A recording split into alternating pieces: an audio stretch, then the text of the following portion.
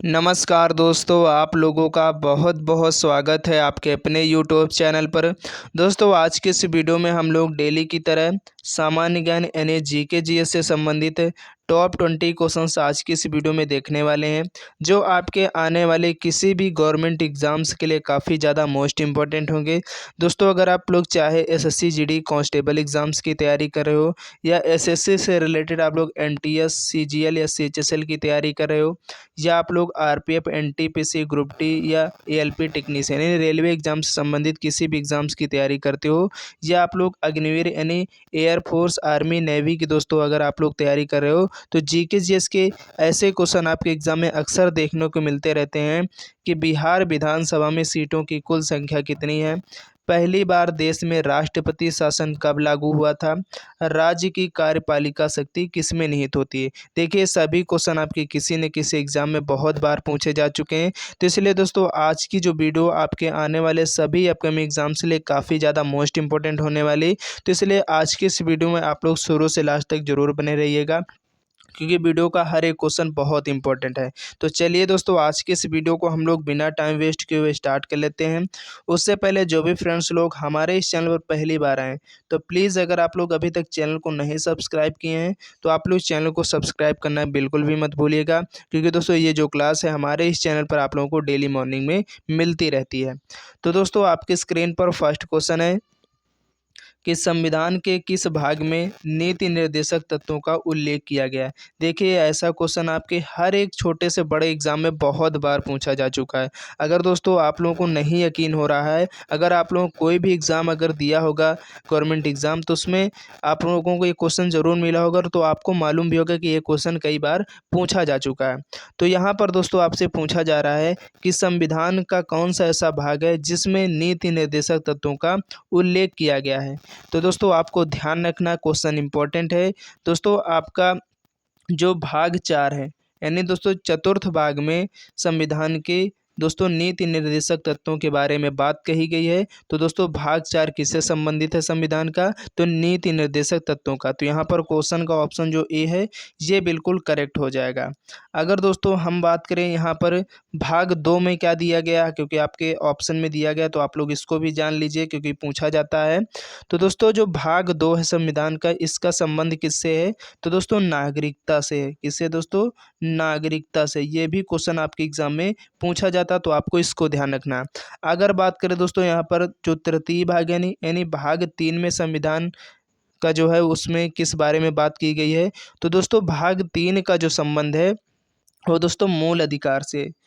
किससे दोस्तों, तो आपके जो मूल अधिकार हैं वो संविधान के किस भाग में इनका वर्णन किया गया है, तो दोस्तों भाग जो 3 है। यानी दोस्तों ये क्वेश्चन बहुत इंपॉर्टेंट, आपको याद रखना है। मैं फिर कह रहा हूँ, यहाँ से क्वेश्चन जरूर पूछा जाता है कि नीति निर्देशक तत्वों का उल्लेख किस में किया गया है, तो भाग 4 में किया गया है। और नागरिकता संबंधी जो बात है ये किस में कही गई, तो भाग 2 में कही गई है। और भाग 3 जो है वो मूल अधिकारों से संबंधित है। और आपका जो बचा दोस्तों भाग 1, दोस्तों भाग 1 में मैं आपको बता दे रहा हूँ, आप लोग नोट कर लीजिएगा, याद रखिएगा। संघ और उसके राज्य क्षेत्र की जो बात है वो संविधान के भाग 1 में कही गई है। और अगर दोस्तों यहाँ पर आपसे बात करें, सभी तो हो गए, 1 से 5 तक का दोस्तों आपको इंपॉर्टेंट होते हैं, यहाँ से जरूर क्वेश्चन पूछ लिया जाता है।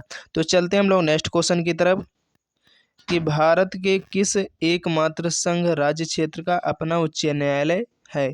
यानी यहाँ पर आपको बताना है कि भारत का कौन सा ऐसा एकमात्र संघ राज्य क्षेत्र है जिसका अपना स्वयं का उच्च न्यायालय है, तो वह है दोस्तों आपका दिल्ली। यहाँ पर क्वेश्चन का ऑप्शन जो डी है ये बिल्कुल करेक्ट हो जाएगा, और क्वेश्चन बहुत बार पूछा जा चुका है।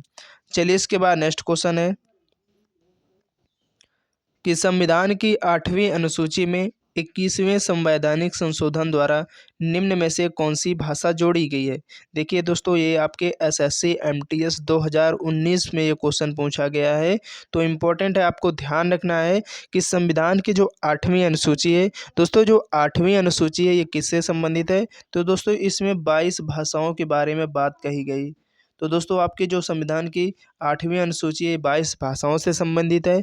तो इसी में दोस्तों 21वें जो संवैधानिक संशोधन द्वारा है निम्न में से कौन सी भाषा जोड़ी गई है। तो आपको दोस्तों ध्यान रखना है उस भाषा का नाम है दोस्तों सिंधी। दोस्तों जो सिंधी भाषा ये कौन से संविधान संशोधन के द्वारा 8वीं अनुसूची में जोड़ी गई थी, तो 21वां। कौन सा दोस्तों? 21वां। तो ये सभी पॉइंट्स आपको याद रखना क्योंकि क्वेश्चन यहाँ से 100% पूछा जाता है। चलिए नेक्स्ट क्वेश्चन है कि डोगरी भाषा किस राज्य में बोली जाती है। तो दोस्तों अगर बात करें डोगरी भाषा की, तो दोस्तों ये आपके जम्मू कश्मीर राज्य में बोले जाने वाली भाषा है। तो क्वेश्चन का यहाँ पर जो ऑप्शन डी है ये बिल्कुल करेक्ट हो जाएगा, तो आपको ध्यान रखना है। चलते हैं हम लोग नेक्स्ट क्वेश्चन की तरफ बढ़ेंगे। और दोस्तों नेक्स्ट क्वेश्चन है कि भारत के किस राज्य में पहली बार गैर कांग्रेसी सरकार बनी थी। क्वेश्चन इंपॉर्टेंट है, आपको ध्यान रखना दोस्तों। ये भी आपका आरआरबी एनटीपीसी 2016 में दोस्तों क्वेश्चन पूछा जा चुका है कि भारत के किस राज्य में पहली बार गैर कांग्रेसी जो सरकार बनी थी। तो दोस्तों वह है आपकी केरल। दोस्तों जो केरल राज्य है यहाँ पर पहली बार जो है गैर कांग्रेसी सरकार बनी थी। तो आपको याद रखना क्वेश्चन का यहाँ पर जो ऑप्शन डी है ये बिल्कुल करेक्ट हो जाएगा। नेक्स्ट क्वेश्चन है कि संविधान के किस अनुच्छेद के आधार पर राष्ट्रपति देश में वित्तीय आपात की घोषणा करता है। यानी यहाँ पर दोस्तों आपको बताना है कि जो देश में राष्ट्रपति के द्वारा वित्तीय आपात की घोषणा होती है तो वो संविधान के किस अनुच्छेद के आधार पर की जाती है। तो दोस्तों ये क्वेश्चन बहुत इंपॉर्टेंट है, बहुत बार आपके एग्ज़ाम में पूछा गया है और आपको याद रखना दे दोस्तों क्योंकि क्वेश्चन इंपॉर्टेंट है आपके हर एक एग्ज़ाम्स के लिए। तो यहाँ पर दोस्तों जो संविधान का ऐसा कौन सा अनुच्छेद जिसके आधार पर राष्ट्रपति देश में वित्तीय आपात की घोषणा करते हैं। तो दोस्तों आपका जो आर्टिकल 360 है इसके तहत दोस्तों जो राष्ट्रपति होंगे वो देश में वित्तीय आपात की घोषणा करते हैं किस आर्टिकल के तहत, तो 360 यानी 360 के तहत। तो आपको याद रखना है। नेक्स्ट क्वेश्चन है कि प्रथम बार राष्ट्रपति शासन कब लागू किया गया था। तो दोस्तों अगर बात करें पहली बार जो भारत देश में राष्ट्रपति शासन लागू होता है वो कब लागू होता है, तो आपको दोस्तों इस तारीख को याद रखना 20 जून 1951 यानी 20 जून 1951 में 1951 में दोस्तों पहली बार जो है भारत में राष्ट्रपति शासन लागू होता है। और अगर बात करें दोस्तों कहाँ पर लागू होता है तो आगे दोस्तों ये क्वेश्चन आपको मिलने वाला है। तो आप लोग यहाँ पर देखिएगा कि प्रथम बार राष्ट्रपति शासन किस राज्य में लागू किया गया था। तो पहली बात तो दोस्तों पहली बार कब लागू हुआ, तो 20 जून 1951 में लागू होता है। और कहाँ पर लागू होता है यानी किस राज्य में लागू हुआ था, तो ये बात आपको ध्यान रखनी दोस्तों पंजाब के पेप्सू में। दोस्तों जो पंजाब राज्य है यहाँ पर दोस्तों पेप्सू जो पड़ता है वहाँ पर दोस्तों पहली बार राष्ट्रपति शासन लागू हुआ था। और कब लागू हुआ था, तो अभी हमने आपको बताया है 20 जून 1951 में पहली बार दोस्तों देश में जो है राष्ट्रपति शासन लागू होता है। दोनों क्वेश्चन बहुत इंपॉर्टेंट और आपके एग्जाम में ये पूछे भी जा चुके हैं। चलिए नेक्स्ट क्वेश्चन है कि समवर्ती सूची में कौन सा विषय है। यानी यहाँ पर दोस्तों आपको बताना कि आपकी जो समवर्ती सूची है इसमें कौन से विषय के बारे में बात की गई है। तो दोस्तों जो आपकी समवर्ती सूची है यहाँ पर दोस्तों श्रम कल्याण के बारे में बात की गई है। तो क्वेश्चन का ऑप्शन जो बी है ये बिल्कुल राइट हो जाएगा। इसके बाद नेक्स्ट क्वेश्चन है कि भारत का प्रमुख मुख्य चुनाव आयुक्त कौन था। आपको मालूम होगा दोस्तों इस क्वेश्चन का आंसर कई बार आप लोग पढ़ चुके होंगे कि भारत के जो प्रथम मुख्य चुनाव आयुक्त थे तो वो कौन थे। तो दोस्तों जो सुकुमार सेन थे ये भारत के पहले मुख्य चुनाव आयुक्त थे। अगर यहाँ पर दोस्तों बात करें जीवी मावलंकर की, क्वेश्चन इंपॉर्टेंट है इसलिए मैं आप लोगों को बता दे रहा हूँ जो पॉइंट्स इंपॉर्टेंट होते हैं। और ये क्वेश्चन भी पूछा गया है कि लोकसभा के जो प्रथम अध्यक्ष थे तो वो कौन थे। तो दोस्तों वो आपके जो है जीवी मावलंकर साहब थे, लोकसभा के ये पहले अध्यक्ष थे। तो ये बात आपको याद रखनी, ठीक है। चलते हैं नेक्स्ट क्वेश्चन की तरफ कि भारत में प्रथम आम चुनाव किस वर्ष किए गए। यानी दोस्तों भारत में जो पहली बार आम चुनाव हुए थे वो किस वर्ष हुए थे। तो आपको दोस्तों ध्यान रखना वो आपके 1951 और 1952 के मध्य हुए थे। यानी 1951 और 1952 1952 में दोस्तों आपके जो पहली बार हैं वो भारत में आम चुनाव हुए थे। तो ये बात आपको ध्यान रखनी। यहाँ पर क्वेश्चन का जो ऑप्शन सी है ये बिल्कुल करेक्ट हो जाएगा। इसके बाद नेक्स्ट क्वेश्चन है कि चंद्रगुप्त मौर्य ने सेल्यूकस को किस वर्ष पराजित किया था। तो यहाँ पर दोस्तों आपको बताना है कि जो आपका चंद्रगुप्त मौर्य है इसने जो सेल्यूकस था इसको किस वर्ष हराया था यानी पराजित किया था। क्वेश्चन इंपॉर्टेंट है, आपको ध्यान रखना दोस्तों, बहुत बार आपके सभी एग्जाम से पूछा जा चुका है। तो दोस्तों अगर बात करें चंद्रगुप्त ने जो सेल्यूकस को पराजित किया था तो दोस्तों 305 ईसा पूर्व में इसने जो है सेल्यूकस को हराया था। कौन? तो चंद्रगुप्त मौर्य ने। तो क्वेश्चन का यहाँ पर जो ऑप्शन बी है ये बिल्कुल करेक्ट हो जाएगा। चलिए इसके बाद नेक्स्ट क्वेश्चन है कि बिहार विधानसभा में सीटों की कुल संख्या कितनी है। देखिए सीटों से संबंधित आपके एग्जाम में एक क्वेश्चन जरूर पूछा जाता है, तो आपको ध्यान रखना क्योंकि ये आपका बीपीएससी 2019 में क्वेश्चन पूछा गया है। तो यहाँ पर दोस्तों आपसे पूछा जा रहा है कि जो बिहार विधानसभा है इसमें जो सीटों की कुल संख्या है वो कितनी है। तो आपको याद रखना दोस्तों 243 है। कितनी है दोस्तों? 243 यानी 243। यहाँ पर दोस्तों लोकसभा की जो कुल सीटों की संख्या, विधानसभा की, तो आपको याद रखना है। नेक्स्ट क्वेश्चन है कि विधानसभा की सदस्यता के लिए उम्मीदवार को कितने वर्ष से कम का नहीं होना चाहिए। यहाँ पर दोस्तों आपसे सीधा क्वेश्चन पूछा जा रहा है कि विधानसभा की सदस्यता के लिए उम्मीदवार कितने वर्ष की उम्र पूरी कर चुका हो। तो दोस्तों आपकी इसकी जो उम्र कम से कम नहीं होना चाहिए दोस्तों, 25 वर्ष से कम नहीं होना चाहिए, नहीं तो दोस्तों वो विधानसभा की सदस्यता लेने के लिए वो उम्मीदवार नहीं बन सकता। तो यहाँ पर क्वेश्चन का ऑप्शन जो बी है ये बिल्कुल करेक्ट हो जाएगा। नेक्स्ट क्वेश्चन है कि भारत के किस राज्य में सर्वप्रथम कोई महिला मुख्यमंत्री नियुक्त हुई थी। यानी यहाँ पर आपको दोस्तों बताना है भारत का ऐसा कौन सा राज्य है जहाँ पर सबसे पहले कोई महिला मुख्यमंत्री नियुक्त हुई थी। तो दोस्तों आप लोगों को मालूम भी होगा, क्वेश्चन कई बार अक्सर आपके एग्जाम में पूछा जाता रहता है। तो आपको मालूम होगा कि वो दोस्तों उत्तर प्रदेश राज्य की थी। अगर बात करें कौन थी तो ये भी याद रखना दोस्तों, सुचेता। दोस्तों जो सुचेता कृपलानी थी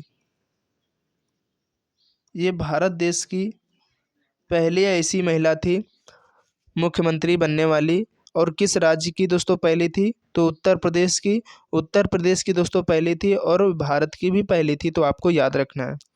चलिए नेक्स्ट क्वेश्चन है कि विधान परिषद के सदस्य कितने वर्षों के लिए निर्वाचित होते हैं।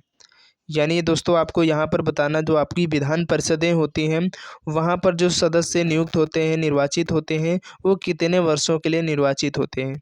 तो आपको ध्यान रखना दोस्तों 6 वर्षों के लिए इनका निर्वाचन होता है। तो क्वेश्चन का ऑप्शन ए जो है यहाँ पर बिल्कुल करेक्ट हो जाएगा, आपको ध्यान रखना है। इसके बाद अगला क्वेश्चन है कि राज्य की कार्यपालिका शक्ति किसमें निहित होती है।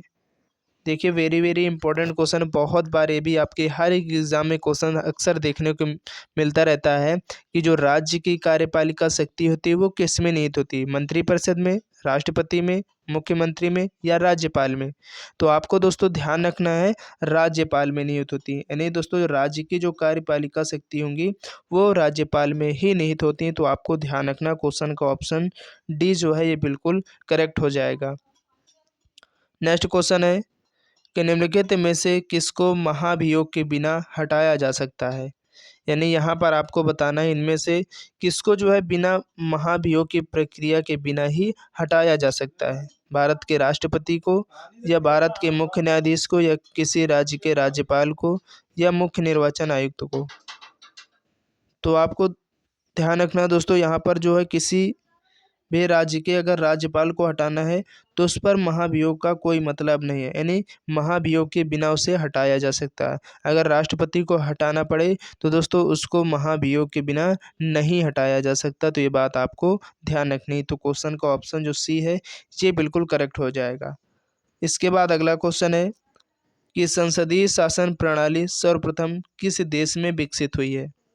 ये भी क्वेश्चन बहुत इंपॉर्टेंट है दोस्तों कि आपकी जो संसदीय शासन प्रणाली है ये सबसे पहले किस देश में इसका विकास हुआ था। तो दोस्तों सबसे पहले इसका जो विकास हुआ वो ब्रिटेन देश में हुआ। तो क्वेश्चन का ऑप्शन सी जो यहाँ पर है ये करेक्ट हो जाएगा। तो आपको ध्यान रखना है।